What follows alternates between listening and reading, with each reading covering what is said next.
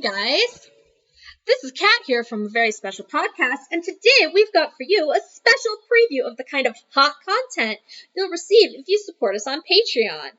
Today we've got movie night, and our first movie is Teenage Mutant Ninja Turtles. So if you want more of this hot content after you listen, follow us on Patreon and support us, and you'll get more.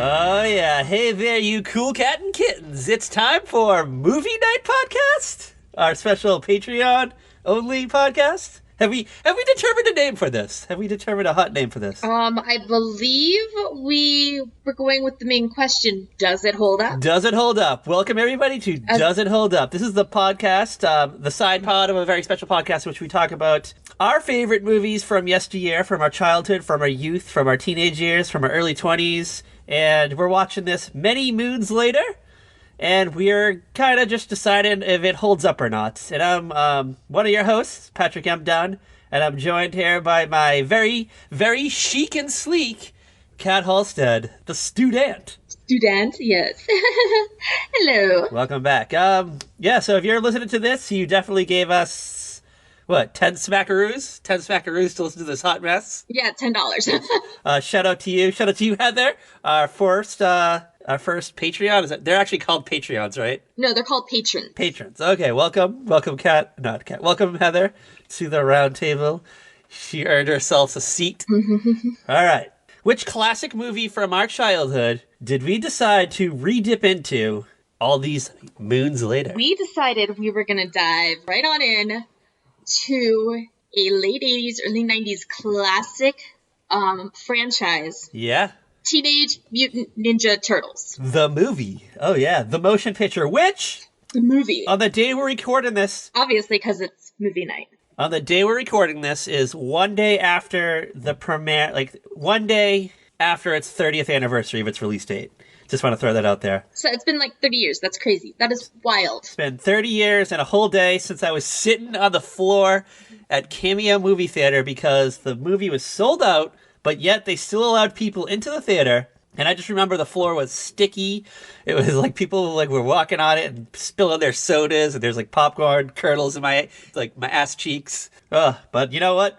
It was worth it. It was worth it to be like 8 or 9 years old, to watch animatronic turtles and puppets battle other foot soldiers? What are they called? Foot soldiers. It's the Foot Clan. The Foot Clan, but they're actually called foot soldiers though, right? I believe. Yeah. Okay, we will get into it, but there are parts of this whole, franchise that I completely, forgot. Like, every time I, hear about certain things, I'm like, wait, is that real? I believe in the cartoon they call them foot soldiers, but I don't think they're actually, referenced in the movie, though. I don't think they're given a name. I don't think so. And in the cartoon, they're robots. They're robots, but in this, they're actual people. So. Well, in this, they're teenage boys.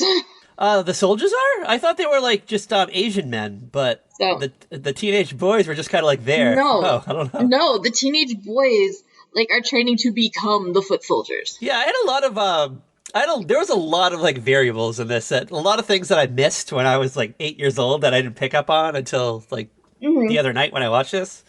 I kind of missed that whole when I was young. I knew the teens ran away from home and I don't know hung out at Shredder's cool video arcade. I don't know. It's just where is he recruiting them? Is he going to school their schools? How is he finding these kids? I don't know. We'll get to it. Listen, he's got a booth right next. He's got a booth in between the Joker and Penguin at the local college.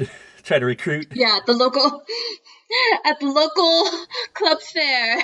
You could either be one of Joker's members, the Penguin, or Shredder. Just Shredder. I don't know. I feel like Shredder kind of did this in secrecy. He probably sent someone else to do it for him, Master Tatsu, the other guy, who I thought was Shredder the whole movie, Like just Shredder without his mask on. I totally thought that was Shredder too, just like without all the gear on. And then they called him Tatsu, and I was like, wait, I thought his name was like Urako Suki or something. Yeah, listen, like, okay, I am not a Teenage Mutant Ninja Turtles expert by any means. Okay, I was going to ask you, I was going to say, like, what was your relationship to the franchise as a child? Because for me, I was, like, fully immersed in this world. When Teenage Mutant Ninja Turtles came out, you were prime age for this. Prime demographic. You were a young little boy, just like my brother. Oh, yeah. You were getting out of He-Man because He-Man wasn't cool anymore, but G.I. Joe was kind of like the thing, but still, you know, you wanted more, you needed more, and they gave you Teenage Mutant Ninja Turtles. And I'm over here playing with my Barbies. I will say, it came out at like a very perfect time for me because what was it? 1987 was when the animated series dropped, right?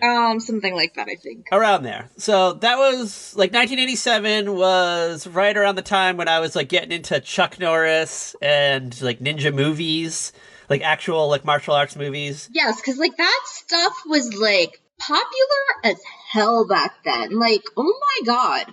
Like, I think about it now, and I'm like, you don't see little boys playing ninja. No. My nephews, it would not cross their mind to be like, I am a ninja. Like, I said the word ninja, I was like, yeah, me and my ninja skills, and they looked at me like, huh?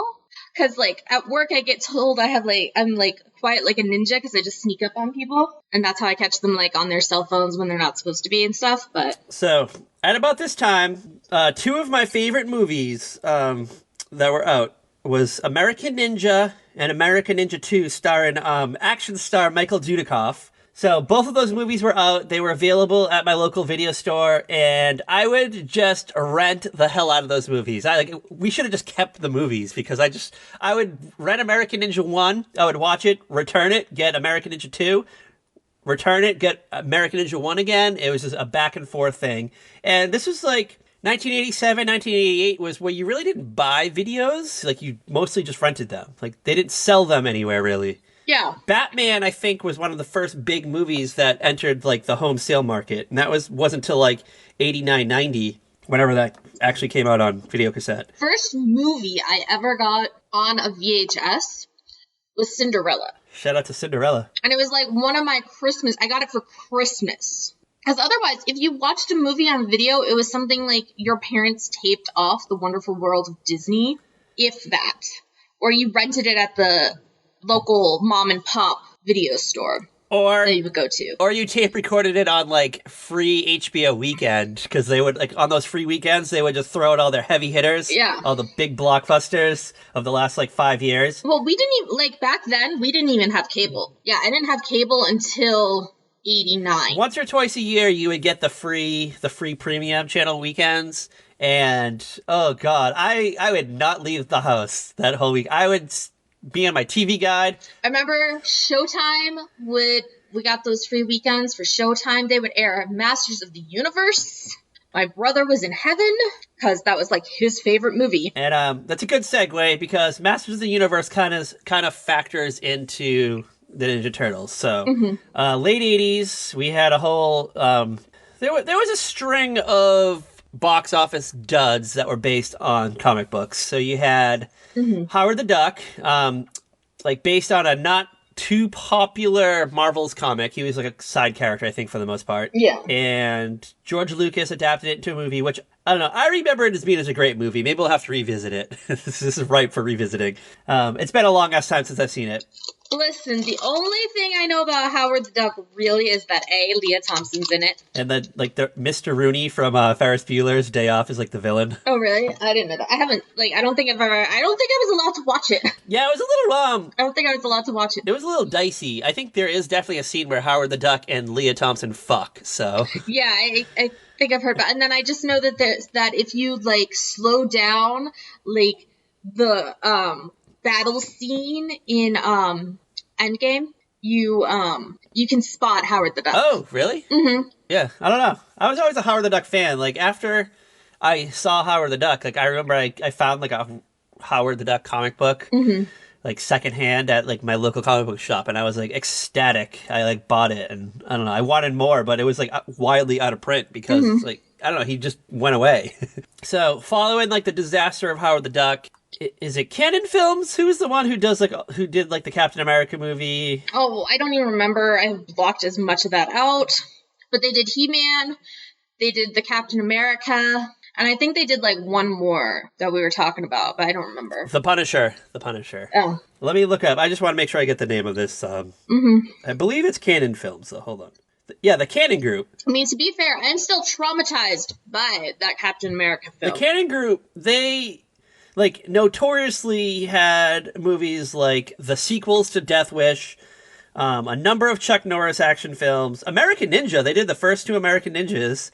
And I don't know, they tried to break into, I guess, like legitimate legitimacy. So they picked up the rights to Superman somehow. I don't know how they got their hands on Superman. So they released the disastrous Superman 4, The Quest for Peace. And then they got their hands on the Masters of the Universe franchise. And they like very haphazardly put this movie together. But I will say, I really enjoyed the Masters of the Universe movie. I don't know. There's just like something fun about it. We got Courtney Cox making her like first speaking role debut, I think, right? Yeah, like, okay, not gonna lie. I like the Masters of the Universe movie. It's good. It's great. I watch it. Yeah. Like, if it like my boyfriend's like, you want to watch that? I'm like, so why wouldn't you want to watch it? It's an American classic, goddammit. I hated it when I was a child, but then I like revisited it in like 2015, and I was like completely enthralled in Courtney Cox's character storyline. I just like wanted to see it out to the end. Courtney Cox makes that movie enjoyable. Yeah. Anybody besides Courtney Cox, that movie would not work. I don't know. I just completely, once you get like 20, 30 minutes into it, you completely forget that it's a He-Man movie. It just goes out of the window, and you're just like invested in Courtney Cox's character, and I just want to see it through to the end. I want to see her fight fucking Frank Langella as Skeletor. I'm like, shit, like she should have been exactly Courtney Cox for like the Christy Swanson role in Buffy the Vampire Slayer. That's what I say. Oh my gosh. Let's go back in time and redo history. Courtney Cox making out with Luke Perry. Okay. Yeah. All right. So, Masters of the Universe just bombed in the theaters. Yeah. And that was like the same year that Teenage Mutant Ninja Turtles came out as a cartoon. The cartoon, like, within a year was like the most hot topic, like children's television ever at the time. It was the show. I don't know. Someone got the idea to fast track this to a movie. However, because of the disastrous results of all the other movies that we mentioned, no studio whatsoever wanted to put this together. Like Fox at one point, it was a Fox venture. They were like, no way. They ended up getting New Line Cinema, which I think was mostly known for like Friday the 13th and like Freddy Krueger picks at this point. And they were like, okay, we'll do it, I guess. Yeah. Someone on the production staff, like they were trying to figure out how they were going to create the Turtles in live action. They were like, let's go to Jim Henson, who was still alive at the time. Yeah, let's just call up our boy Jim. Yeah, like, I don't know, maybe Jim Henson owed someone a favor. I don't know what it is. Who knows? Maybe they had like hot gossip on him. I don't know. Maybe they have like a compromising photo of him. Jim Henson, now what? Jim Henson was a pure soul. So he agreed to do it, and there's like different variations of the turtles in the movie. So there's like the fight scene turtle costumes, and then there's just, I don't know, like the headshots, like when Raph and Michelangelo like in the store waiting for pizza. Like there's just different variations of it. Mm-hmm. So they got Jimmy on board, and they flew down to Wilmington, North Carolina. They filmed this in like the summer of 1989, and this is the same year that I think this summer Tim Burton's Batman came out, which was like huge and just reinvigorated the love for comic book movies. Mm-hmm. So I think it kind of like put an extra spark into them, and everyone kind of got like extrally motivated. And well, I think it also showed that comic book movies are not dead; they just have to be done properly. Yes. You can't just half-ass a fucking comic book movie.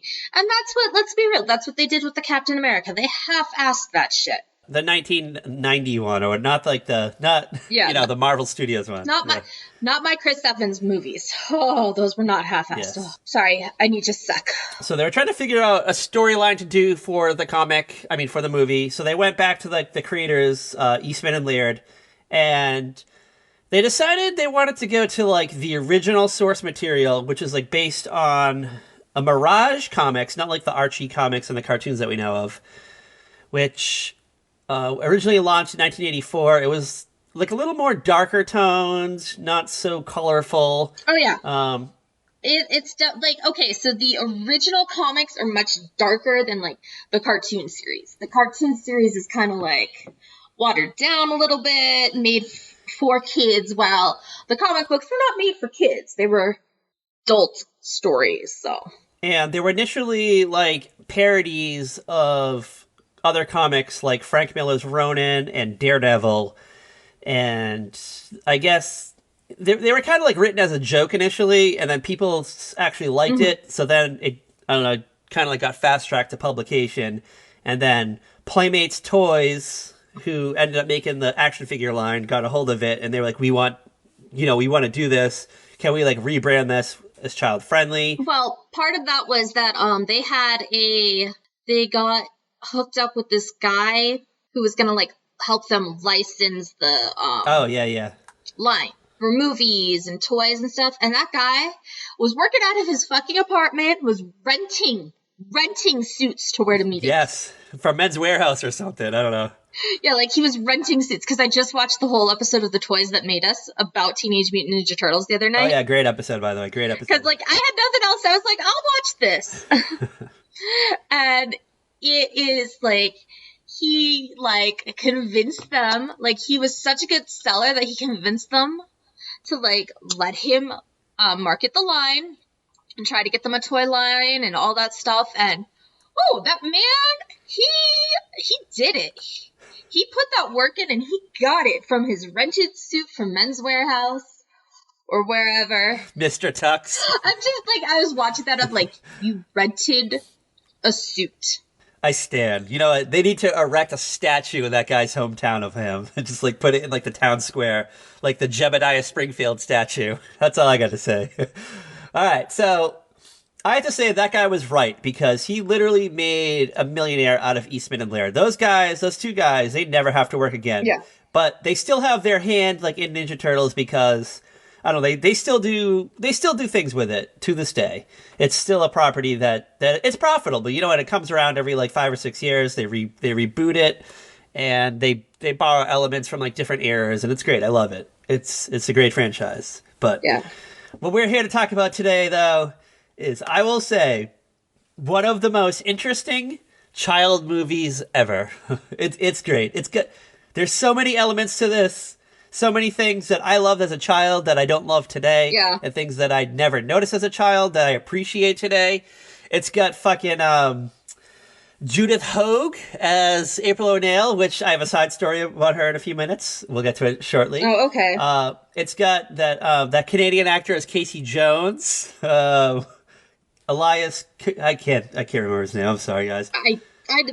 I guess at his like cocaine binge peak, Corey Feldman as the voice of Donatello. We got who did you say? Cousin Oliver as Michelangelo? Is that what you said? Fucking Cousin Oliver does the voice of Michelangelo. I like was reading through shit the other day. I'm like, fucking Cousin Oliver, of all the fucking people you could get to do a fucking voice, you get fucking Cousin Oliver. Fucking Cousin Oliver. I love it. I stand. We gotta erect a statue of you in your hometown, Cousin Oliver. And then, my favorite part of the movie, I have to say, is Raphael and his Brooklyn accent. And the best part about Raphael is, they have actors that play the turtles in their suits. Yes. And then they have like different voice actors for the other characters. But however, when they were like putting this movie together, they were like, Raphael is like so significant to the storyline, and the actor who played Raphael like in the costume was just so dedicated to the craft that they just allowed him to be the voice of Raphael also. That is crazy. That is wild. And you know what I have to say? Like, this should have been like just a Raphael like solo story, because fuck the other turtles in this movie. That's all I have to say. He was the best.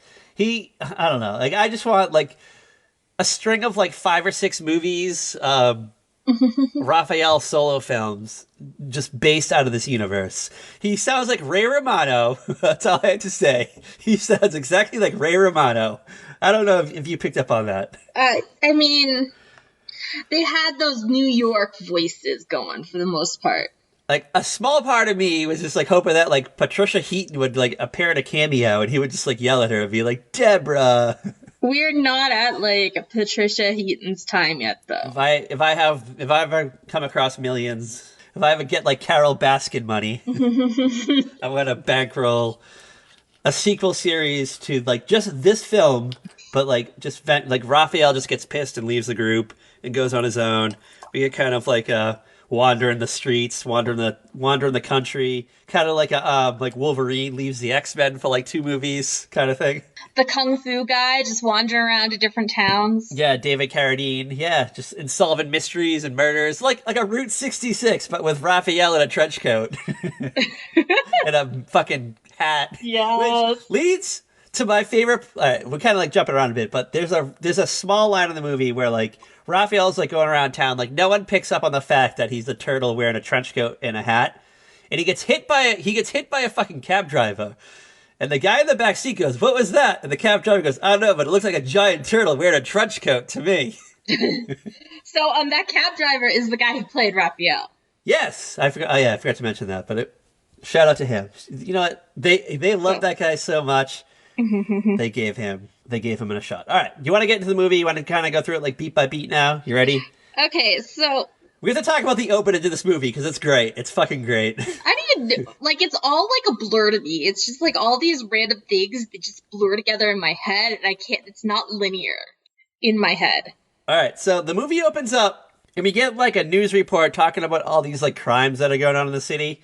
Police are baffled by them. Like, people are getting robbed literally like right in front of them. Like, there's like it's all like electronics. So you got like a lady, you got like this old Brooklyn lady, she's like chilling on her little balcony that's like outside her like Brooklyn brownstone apartment. On her fire escape. Fire escape. So, those are called fire escapes, not balconies. Sorry, I live in rich South Carolina. I call them balconies.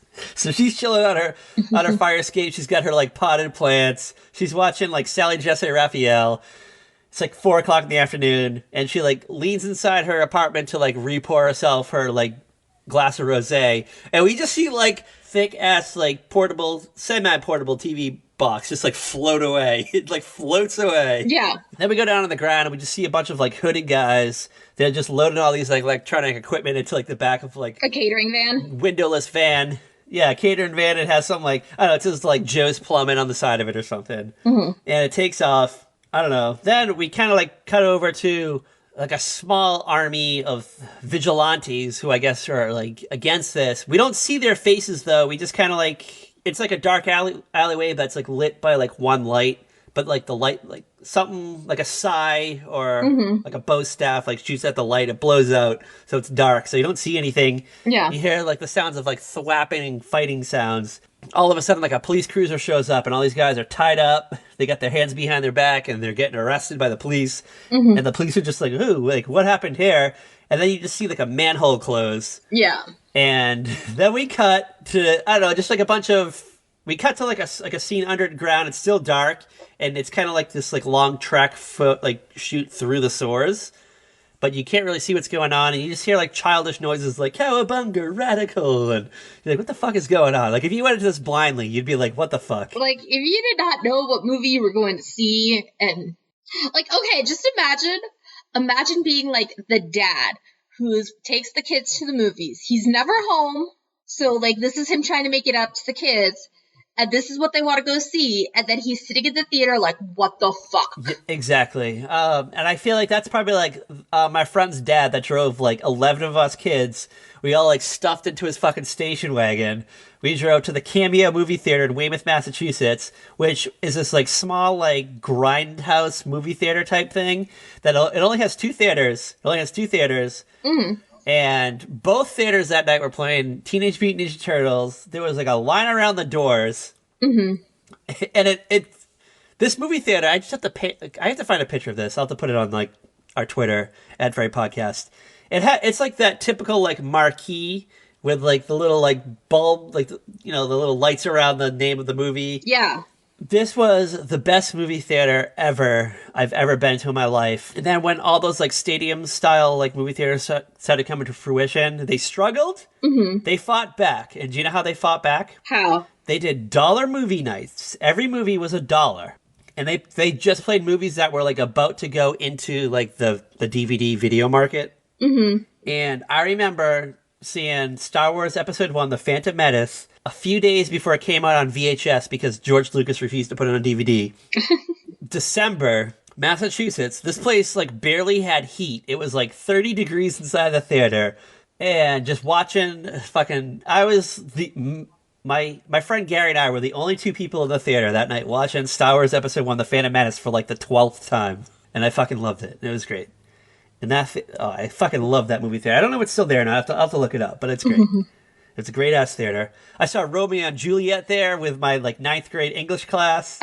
What's that Jack Black movie in Colin Hanks? Orange County. Orange County. That's a good movie. Like, when you were bored and like I was just thinking about that movie the other day, too. But I just remember being like 18, 19, 20 years old. So. Just being bored. Smoked a joint with my buddies, and we're like, let's just go to fucking the Cameo and see what's playing, and we'll just get tickets to whatever. $1. A fucking dollar. That's all I gotta say. So, yeah. Ninja Turtles. Alright, so where are we? So, we're in the sewers. The dad dragged us to the theater. Yeah, so you're in the sewers and all that stuff. And we cut into, like, their lair. And, I don't know, it's messy. There's a couch, there's a TV. There's, I don't know, like a pool table, there's like arcade games, there's like a dartboard, just all the typical like fun like teenage bedroom attire, I guess. Like if you could go through as a teenage boy and pick anything for your fucking room, this is what it would have. And then like in the center of all this, we have the most adorable, scraggly giant rat I've ever seen, Master Splinter, who, I don't know, I guess in like terms of like rat years, he's like an elderly man. Yeah, I mean, he's a fucking rat. Yeah, and he's just like, he just looks like, it looks like like a discarded elf stuffed animal that got like stretched. Oh my god, yes! And then like restuffed. Yes! He's wearing like a little robe, he's got his little like karate robe on, and he's like really serious, and he like quotes, I don't know, like famous yogai masters and philosophers and stuff, yeah. You know, his dialogue is spot on, that's all I have to say. His dialogue's fucking spot on in this movie. Yeah. And he's just like stuck with these fucking jerk teens. These jerk teen turtles. We're introduced to this, but then like simultaneously we're introduced to the world of April O'Neil, who's like this like crime fighting news anchor. She's like the local like true crime guru. Like she's a news anchor who actually wants to like report on the fucking news. And, like, what's actually going on, you know? And she's being, like, shut down. And, like... she's being censored. Okay, so April's, like, doing a story about, like, this crime wave. Oops, sorry, Sophia. And, the, police chief, captain, whatever he is like, we're not gonna talk about, shut this story down. And I'm like, the whole time I'm like, why doesn't he want her reporting on this story? Because, like, he can't figure it out? Or is he tied to Shudder? Or what? Like, is he a dirty cop involved in the gang? Like, I couldn't figure that out. Yeah, little child me just thought he was, like, the jerk cop, the jerk boss. But watching this under 2020 lens as, like, an adult, I'm like, hold on. This fucking police captain, he definitely has got his hands in it. He definitely has his hands in the pot. He's definitely stirring the pot a little bit. Like, maybe he's getting a kickback. Maybe he's being paid to, like, put a blind eye onto a lot of things that are going on. Like, I don't know. But All I have to say is we need like a 2020 like Wondery podcast series that like investigates the police chief of this era, because I feel like there's probably a lot of like unsolved crimes in this fictional universe that the Ninja Turtles didn't have time for. Yeah. I don't know, like maybe like a murder, like Flagstaff murder that just like got swept under the rug. Yeah. Like all the evidence mysteriously disappeared one weekend. Like, I don't know, like there was accidentally a fire at like the evidence locker. Like, oops, all those papers, they accidentally got tossed out and they got set on fire. Oops. A day before the fire department was scheduled to do like a sprinkler system inspection or something. Yeah, it's like, oops, those files it blew up the entire room. There was accelerant in there and explosives. Because this guy is obviously also connected to Joe Exotic. Oh, ooh, yeah. I don't know. All I have to say is, like, if I ever get, like, myself immersed in a fictional universe, I want to go into the fictional universe of TMNT 1990 movie. And, I don't know, just have my, like, 2020 insight and just try to, like, investigate all this stuff. And, I don't know, get a little deeper than April, because this is, like, pre-internet. So, like, April is just going on, like, hearsay at this point. She doesn't have access to, like, message boards or, I don't know, like, Facebook data, Facebook memes. She just has, like, the people who actually, like, want to talk to her, but they won't do it, like, on the record. This is way before the time of infographics. So, you know, you see an infographic on, like, the dangers of vaccines, and all of a sudden you're, like, a scientist. So, you're just going on, like, what people tell you. Exactly. At this point in time. You're going about that. You're just like listening to the information from that lady who like sits on her fire escape and is trying to watch Sally Jessica Raphael, and her fucking black and white portable TV gets lifted so she can no longer watch Sally Jessica Raphael on her fucking 40-pound like 12-inch TV on her fire escape, just like surrounded by her potted plants. Oh, New York. In the fictional 80s, you were a wild place. I love the grittiness of like old New York too. Like this is something you don't really see in like new New York things. Like this is not like Carrie Bradshaw's New York. Carrie Bradshaw walking down the streets like about to get plowed by like 40 men. No, this is not that New York. No, this is like everything is dirty and wet, and it looks like it smells. Oh yeah, there's like steam coming out of the vents. You can't even like if you like walk around at night, you're gonna get mugged. Like it's gonna happen. Yeah, like this is definitely a pre-Giuliani New York. Yeah, you're not walking around in like your best fucking Prada, going to the latest club opening, hanging out with Lilo. Yeah, no, like what was that? Oh, I was watching like Big Business the other day on Disney Plus, and even that New York, even though they're like at the Plaza Hotel, there's still like this gritty dirtiness to the stuff in New York. I think even in like Home Alone 2 Lost in New York, there's still like that's what like 1992, and there's like a grittiness to it. Like I think like Home Alone 2 Lost in New York is like the end of the grittiness and like the beginning of like the new age New York. Probably. Claire Huxtable, I hope she was clutching her pearls when she walked down the streets at night. Dude, I want to fuck with Claire. Claire's like that woman you know if you fuck with, you are gonna get hurt. Yeah, Claire Huxtable's that bitch who like puts like a 20-pound weight in her fucking purse and then she smashes faces. Yeah, like I would not be surprised if Claire took somebody out with a high heel. Oh yeah, like low key, like Claire Huxtable's a vigilante, like in our neighborhood and nobody knows. Someone's gonna go back and retroactively like redo the Cosby, like edit out Cliff, redo, like do it like CW Arrow style where fucking Claire Huxtable is like secretly a superhero and nobody knows. And it's like people are always asking her why she's like late for a meeting, and then we'll get like a quick cutscene of her just like beating the fuck out of like I don't know, like a bank robber. I could totally see Claire doing that, but that's the thing. She's that badass. New pet project. I'm putting my Welcome Back Kotter Power Rangers project on hold to do Claire Huxtable Vigilante. She's like Jessica Jones. Okay. So, April O'Neil, she's being, like, shuttered by the police. Her boss at the news anchor, like, at the news station. But, I don't know, she, like, keeps pushing. She keeps, like, digging. Well, okay. And first, like, we gotta talk about the boss's kid. Yeah. Boss's kid is one of Shredder's little boys. And, oh my god, I just said that. That sounded really wrong. One of his minions. One of his little followers. Hold on, I have to say. For the cult of Shredder that is building up. I have to say, so, like, when I was, like, 8 years old, I thought Danny, the teen, was, like, a badass. Like, I just was like, fuck, like, when I'm a teen, I want to be Danny. I want to be Danny the teen. No, he was... I want to wear, like, a Sid Vicious t-shirt. The same Sid Vicious t-shirt the whole time. But, like, watching this, like, as a 37, 38-year-old man, I'm like, the fuck? I'm like, I fucking hate this kid. I'm like, can we just, like, XO this storyline, just 86 it right now? Like, the kid gets busted somehow. And the dad, because he's in charge of the station, makes a deal with the chief that he's gonna kill April's coverage of the story. Oh, yeah. And she's like, oh, fuck no, I'm still covering this story.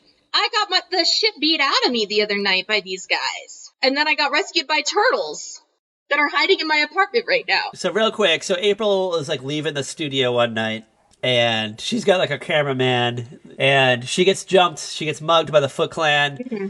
They try to like beat her up, but then like Raphael shows up and he like takes out the clan, and like April gets like knocked out. So Raphael like brings April down into the sewers. She like wakes up. She's scared for like 6 seconds. Well, it's all the turtles. It's not just Raphael. Oh, okay, so it's all the turtles. All right, yeah. But I think she like... Yeah, it's all the turtles. I think she takes a liking to Raph, though, for some... Oh, because I think she has a sai. She, like, has a sai in her purse. So then he has to find it. Like, that's after he goes, like, lost my sai. And Shredder's like, shut up. Get over it. Yeah, so they're back in the sewers. April wakes up. She's scared for, like, 10 seconds, but then she realizes these guys are cool.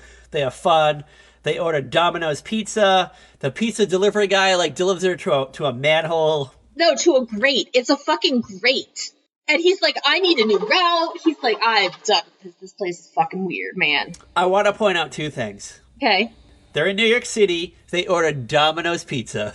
Can we be real that the reason that happened is because Domino's gave them money?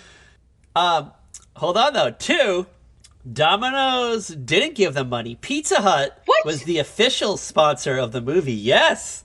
Look it up. Google it. Pizza Hut was the sponsor, but they're ordering Domino's? Yeah, Domino's is prominently featured in the movie, but Pizza Hut was like the official sponsor, and they were the ones who involved with like all like if you would go to Pizza Hut, you would get like special deals.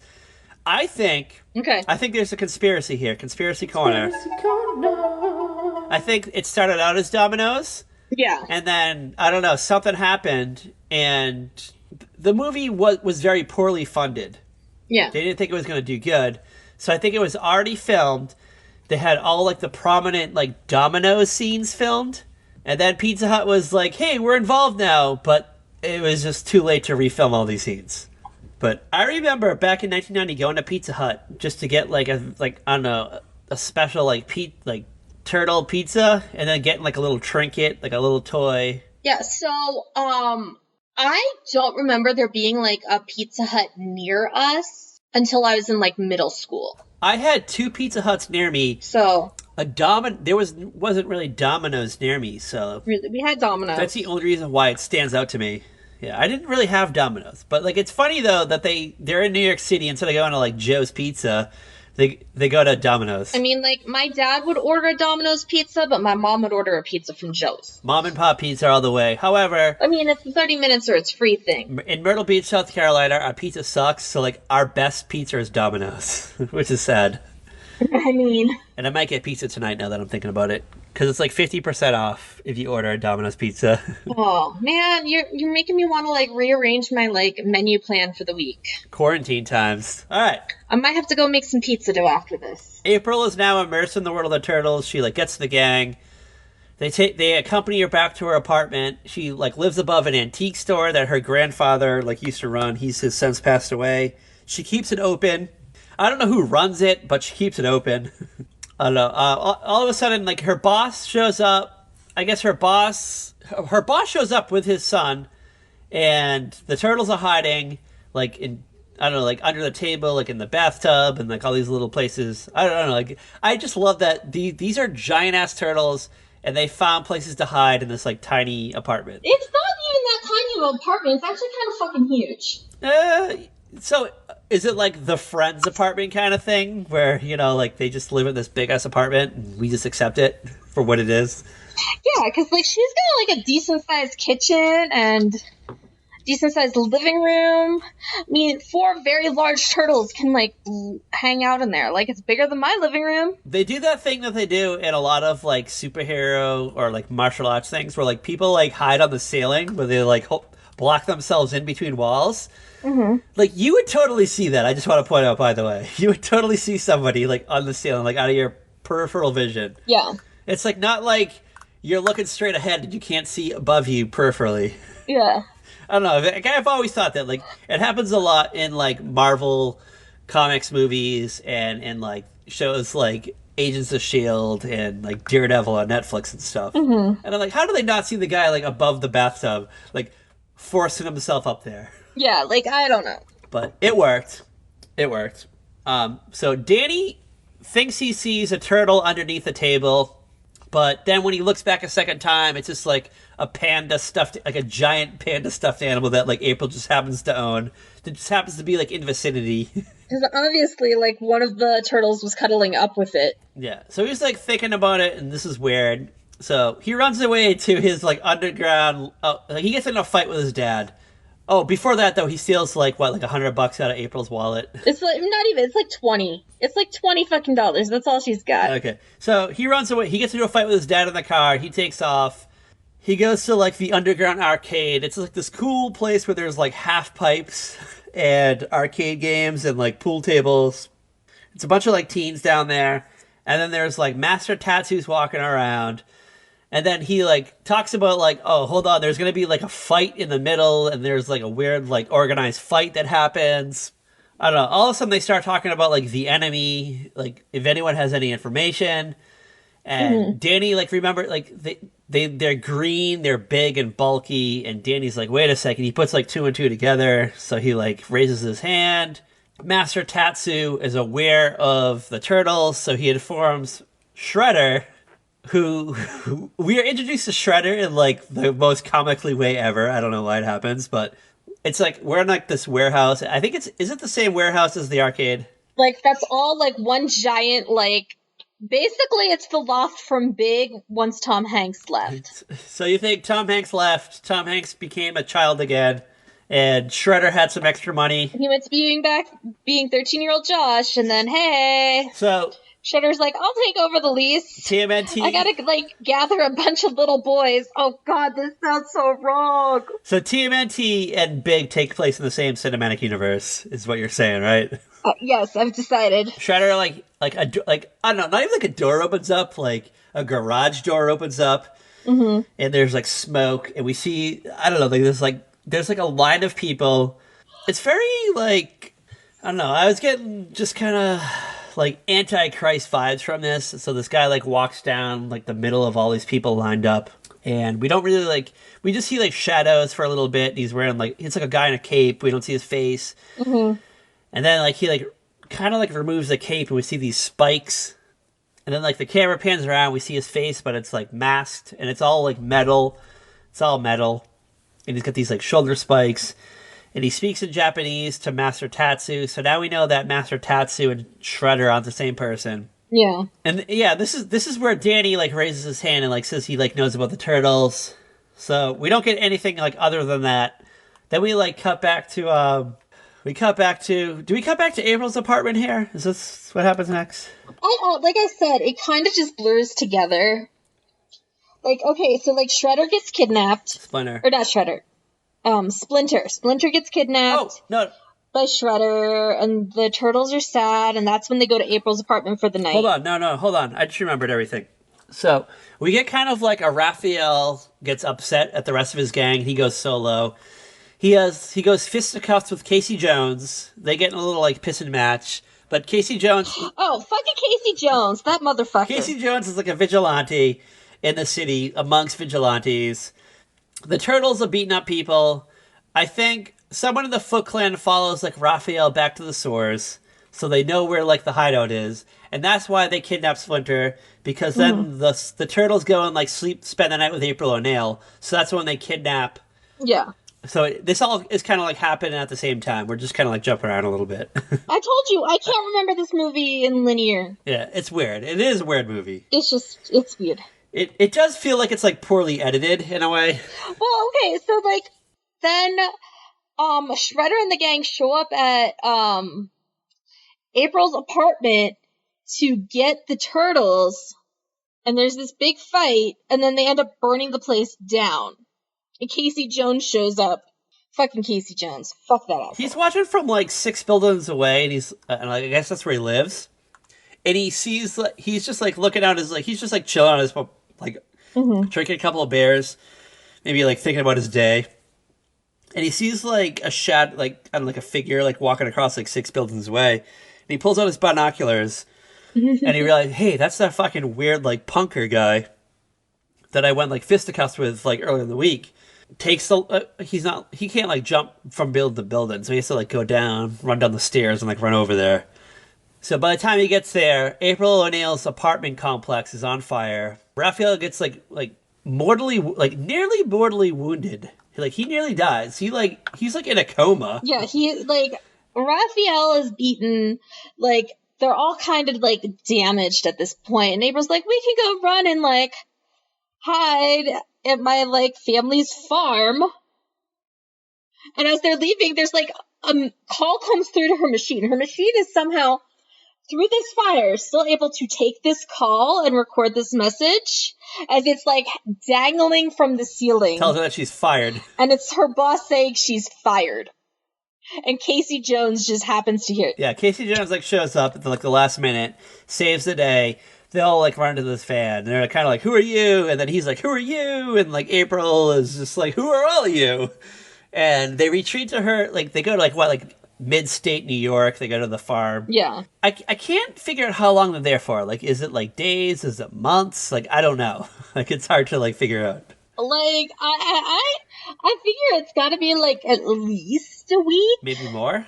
Maybe a little more. Like, okay, so a few weeks ago, I came home from work. God, I miss going to work. And my boyfriend was watching this movie. And it was like the farm scenes. And I was like, what the fuck are you watching? Because I was just like coming in during like the farm scenes where it's just April and Casey Jones. And I'm like, what are you like, I don't know what the fuck you're watching. This doesn't feel on brand for you. And he's like, I'm watching Teenage Mutant Ninja Turtles. I'm like, this isn't Teenage Mutant Ninja Turtles. He's like, yes, it is. I'm like, who the fuck are they? He's like, it's April and Casey Jones. I'm like, who the fuck is Casey Jones? Like, I can never remember Casey Jones exists. Well, Casey Jones. Like, I have blocked this character out Casey Jones of my mind. Casey Jones is like a really cool character. I just have to throw that out there. Maybe, I don't know. I just continually, like, forget he exists because he's not in the second movie, and I prefer the second movie. All right. So, all right, can we go to our April O'Neil corner real quick? Can we just go into this? Okay, let's talk about this April O'Neil. All right, so in the movies, 2 actresses played April O'Neil. In the first movie, it was actress Judith Hoag, who went on to be Connie Britton's sister on Nashville. And in the second and third movie, it was Paige Turco, who you know from like Party of 5. So, hold on. A year ago, sidestep story. So like a year and a half ago, I got into like improv at a local mall that has an improv theater. And right next to the improv theater is a comic book store.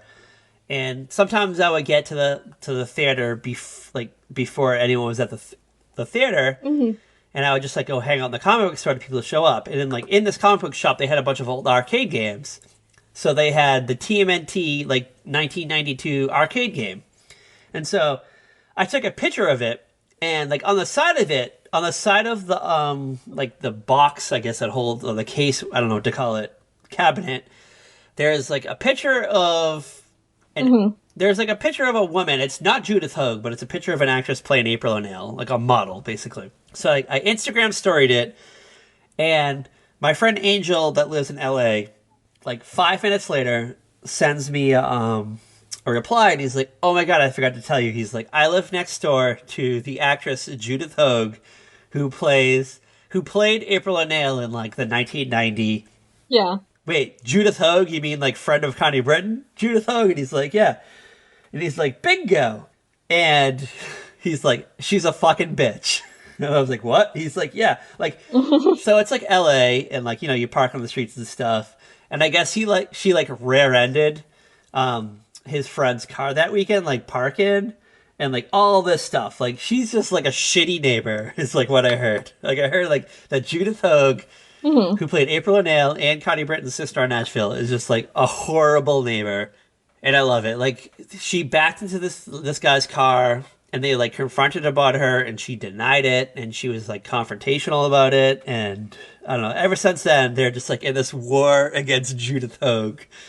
And the entire time that I watched this movie, TMNT, I was just like, you know what, I can see it. Like she's very confrontational to like the police chief. I can see it. I get like that very like bitchy vibe from her portrayal. And even when I watched Nashville when she was Connie Britton's sister, I was like, whoa, I don't think I like Tandy, Raina James' sister. She's kind of confrontational. I see it now. We're probably gonna get sued for this, but I don't care. Whatever. We're on a paywall, so no one's gonna hear it. She's gonna have to pay $10 to fucking hear this. No, like there's probably a reason she got recast for the April got recast. I'm not gonna lie. I did not buy her as April O'Neil. She was alright as April O'Neil. She was okay as April O'Neil. Paige Turco, who they brought back for Ninja Turtles 2 and 3, is definitely a better April O'Neil. Even though the following two movies are shittier, she played April O'Neil better. Yeah. And then, hold on. Same universe, like the 2007 like CGI animated movie. Sarah Michelle Gellar, our queen, voices April O'Neil. Gellar, not Gellar. Gellar is her like stage name, but it's officially pronounced Gellar. I listened to her Howard Stern interview, so I will. Okay, whatever. She likes like what her actual name is, but Hollywood calls her Gellar. It's definitely Gellar though. The Turtles, they're in like what, mid-state New York, upper-state New York or something. They're healing while apparently Casey Jones and April O'Neil are falling in love, and none of this makes any fucking sense to me, but... Yeah, like Act 3, we get this all of a sudden like a love plot shows up, even though like the first two acts of the movie, they were like, kind of like shipping Raphael and April O'Neil for some weird reason. Yeah, this movie's... Ooh. I feel like there's like maybe they chopped the script up. I don't know. It don't make sense, but there has to be missing pieces of this script somewhere. I do know that Eastman and Laird were like not happy with the original script, and so they ordered, and there were several rewrites. So maybe we got like amalgamations of like 4 different versions of the script. And then they didn't realize that there was like a love plot until like Act 3, and they're like, "Oh shit!" Yeah, probably. All right, we'll just go with it. Or like maybe the actors who played Casey and April were like fucking on the set, and they were just like, you know what? They're passionate about each other. We'll just go with it. Well, if that's what happened, it is not coming across on camera. I'm like, they're not in love. Like, he's horny, and she just seems like a bitch. Would you say that Casey Jones is a catch, like 2020 Cat Halstead? Would you like look back at this and go like, I need Casey Jones in my life? No. Is it the long hair? It's everything. Like, all right, let's hear it. Let's the hair, the attitude. Just no. Raphael is in a coma at the farm. Leonardo is like watching over him, and in the meantime, I guess April O'Neil is like a sketch artist, so she like sketches all these drawings. Yeah. All these like hot drawings of all the turtles, and Danny the teen, who's been wearing the same fucking T-shirt for the last like I don't know 2 weeks, sees the rendition of Leonardo like watching over Raphael, and he like asks if he can have it, and like April like signs it. She like signs it on the bottom like it's gonna be worth money someday. Like, how did he even get it? Like, I'm so confused. April gave it to him because he looked at it and he was like, I just don't know. He looked at it and he goes, I really like this. I just don't know. Danny looked at it and he goes, can I have this? And she goes, sure. And he like folded it up and put it in his pocket. And then if Raphael wakes up, they do that weird like meditation where they have like a I don't know, like a weird like telepathy communication with Master Splinter, who's like trapped in like a prison somewhere. Yeah. Which is never explained. It's like this whole like weird like telepathy. He's just like explained. hug up. It works for the story. It just happens. It just works. There's no explanation for any of this. We are 38-year-olds trying to dissect a movie made for 7-year-olds. Raphael wakes up from his coma. They have that little seance section. They communicate with Splinter. Splinter's like, rescue me. They decide it's time to go back to New York City. They hop on the bus. They go back to New York City. Danny immediately escapes and like goes to back to his like Foot Clan friends.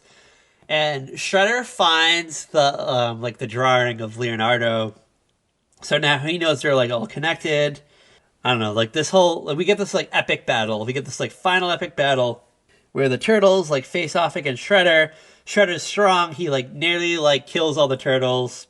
Mm-hmm. They're like about to die.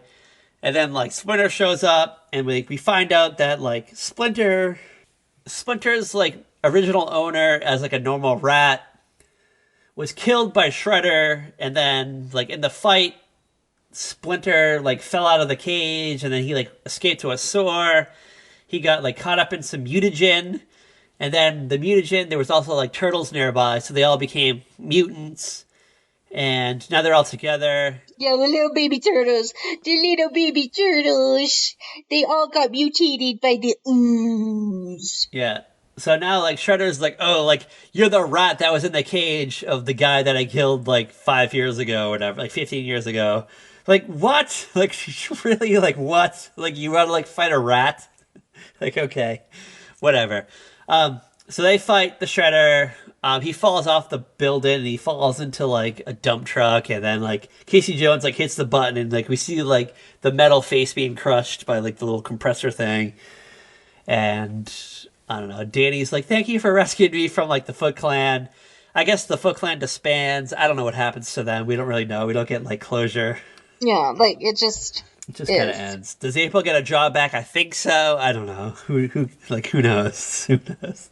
Yeah, she kind of sort of does, because nobody else is there to report on what's happening. Oh, yeah. She shows up. She's like, I'm April O'Neil, and we just caught, like, the... Because, of course, the news team shows up, and... Yeah, we just caught, like, the master of this whole, like, crime ring.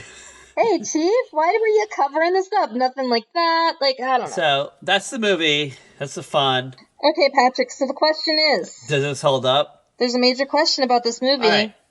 I have... There's two factors. Are we going to ignore entirely Secret of the Ooze, TMNT 2? Let's pretend it doesn't exist for this. I mean, it is the far superior movie. You think Secret of the Ooze is better than this? It's the superior movie. It's got go, ninja, go, ninja, go. All right, hold on. Before we get into that, I'm going to say, if we factor out some of these, like, weird inconsistencies... Yeah. Teenage Mutant Ninja Turtles 1990 holds up. I think it holds up. I think it's a good movie regardless. I don't think it does. Are you shrugging your shoulders at me? There are too many inconsistencies, though, to ignore. Let's hear... It's not, like, if you're actually, like, sitting around paying attention to it, it's just not... doesn't hold up for me. Alright, so the reason why it holds up to me is because I really like the darker tones and that it kind of took the franchise seriously. And it was in line with the initial comic series, which is kind of holds up for me. Yeah. A lot of the like the comical elements, like Raphael doing like, I don't know, Bogart impressions. They were funny, but it just kind of cheapened the movie. But compared to TMNT 2, which I haven't seen since I was in like 5th grade, maybe, I'm gonna say without seeing TMNT 2 in a while, I'm gonna say this movie is the superior movie. Yeah, I don't know. We'll see. Maybe we'll revisit TMNT 2 in like a year or two.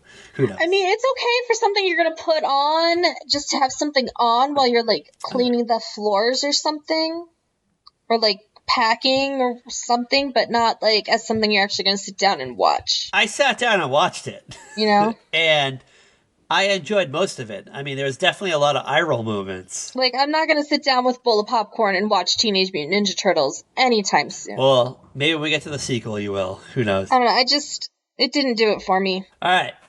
You want to wrap this up? You want to wrap this up right now? Yeah, let's wrap this up. Alright, Cat Halsey, the author. Where can you follow our wild adventures? You can follow us on Twitter at Very Podcast. You can find us on Instagram, Facebook, Tumblr at A Very Special Podcast. You're obviously already following us in some way because this is for Patreon, so yeah. And as always, girl, as always, bye. Watch the skies for Raphael's size. I don't want to know what that means.